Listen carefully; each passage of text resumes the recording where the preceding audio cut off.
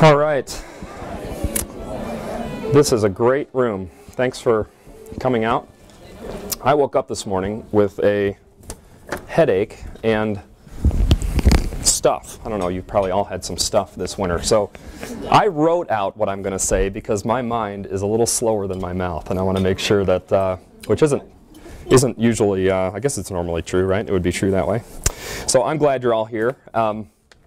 In the folded page in front of you, and feel free to take your time with your salad and rolls, and in a minute I'm also going to be asking a few of you to jockey around so that these beautiful oak posts are not in your way of seeing the big screen in front. Also, if you could just put your cell phones on vibrate real quick if you haven't done that yet, and then bathrooms, if you didn't see them, are right in the middle lobby here, right outside this big room, so use those if you need to. In the folded page in front of you is a scratch and win ticket, and if you haven't scratched it off yet, don't quite yet. My whole staff did already, except for one. They just couldn't wait, so it's going to ruin it for them a little bit. But we have about 80 people here, maybe 90, something like that. So likelihood is some of you, one or two of you, are going to win something tonight. And if we could fill the room completely or get enough people in a room, I could almost statistically guarantee that one or two of you would win. Although we can't 100% guarantee it, we could almost guarantee it. Now, this is no endorsement to gamble, okay? I don't endorse gambling, and this is frankly the first time I've ever bought a lottery ticket, and I went in and bought 90 of them, so I just go out with a bang, right? But this is in fact what mutual fund companies are doing and endorsing that you would do, all right? Buying in this way. On average, there are so many mutual funds that statistically 30 or 40 of them are going to beat the market. They're going to do very, very well. It's a statistical reality. There are over 20,000 mutual funds that you can choose from. More funds than stocks, more combinations of stocks than stocks themselves. So 20 or 30 of them are always going to do really well. But like these tickets, we don't know in advance which ones those are, right? I mean, if you haven't cheated and scratched it yet, until you do, you don't know if you've got a winner there or not. But once we find out if there's a winner, we promote it pretty loudly, right? We'll hoot and holler and talk about it and let everyone know that we won. Same thing with the mutual funds. Many of the funds, even though they're winners, they didn't have a better strategy, they didn't have a better platform, they didn't have a better philosophy, they just won. But just because you have a mutual fund with a good platform, so many of you are my clients, many of you are not, and we're glad you're here, many of you are my clients, and because of that, you have a platform that isn't trying to beat the market. We're looking to achieve market returns responsibly. You're going to learn more about that tonight. But just because you're in a good platform, that's not 100% of the answer either, though, right? So as you scratch off your card, go ahead and scratch it off if you haven't, or if you want to save it, you can save it.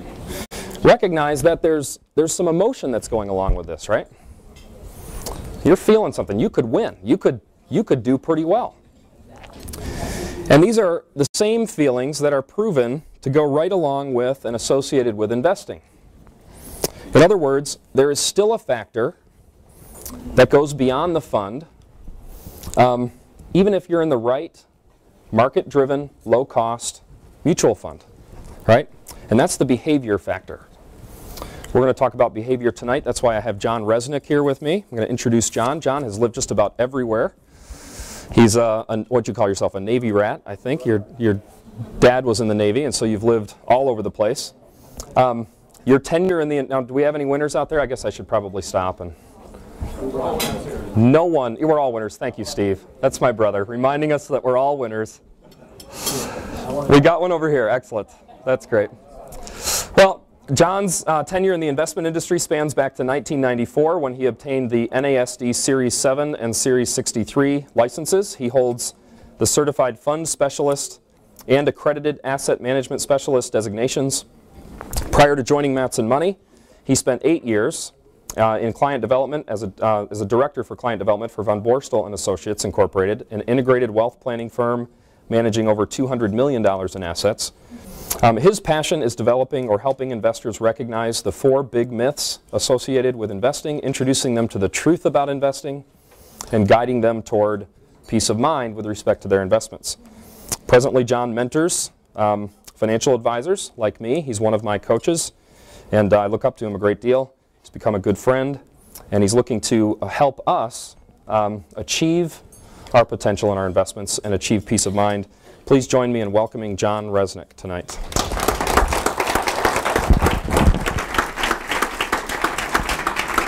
Thank you, Evan.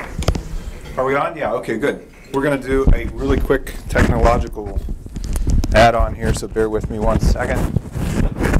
How are you all doing? Good. Next week I'm going to be in Houston, and I'll be saying, how y'all doing? So it's good to be back up here in Michigan. I had the privilege of getting up here, hang on one second, a couple of years ago, I think, and not right, Evan, Stephen, 2008, had the privilege of, I think, maybe even meeting some of you.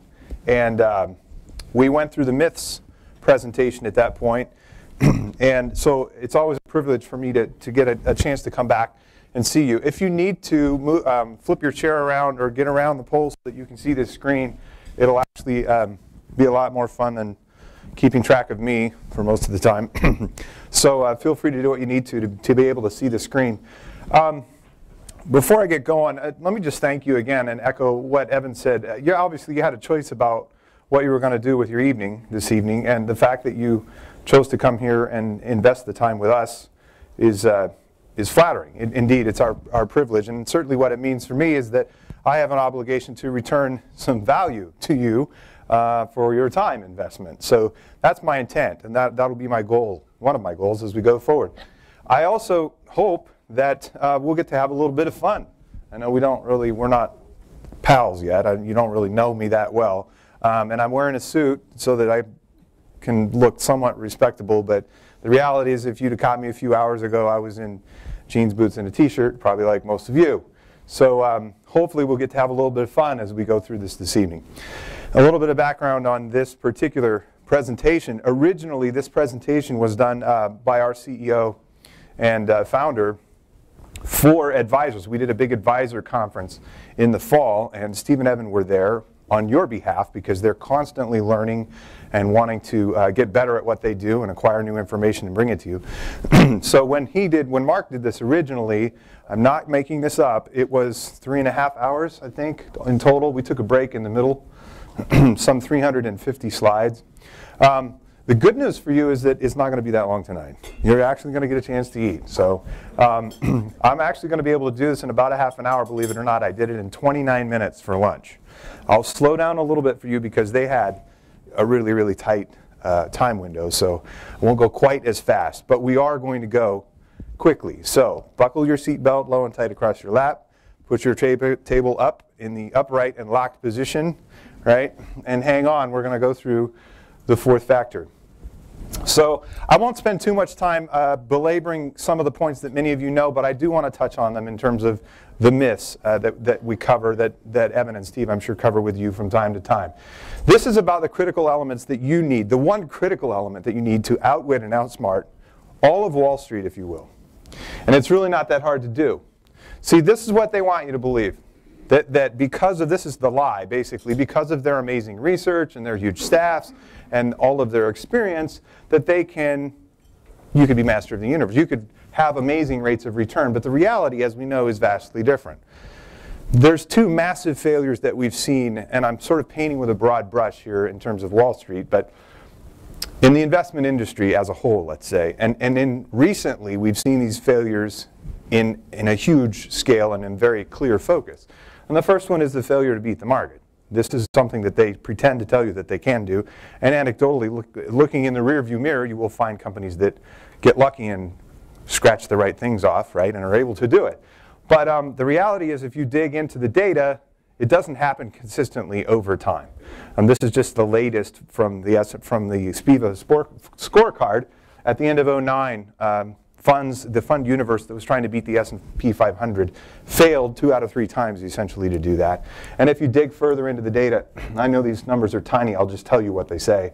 Down here in the small cap growth funds, for example, 1 in 5 managers was able to do it in a 5-year period, which isn't really, does anybody like those odds? I know we're not on to gambling here, but does anybody like 1 in 5, or 1 in 4 odds with your, no? No takers? Okay.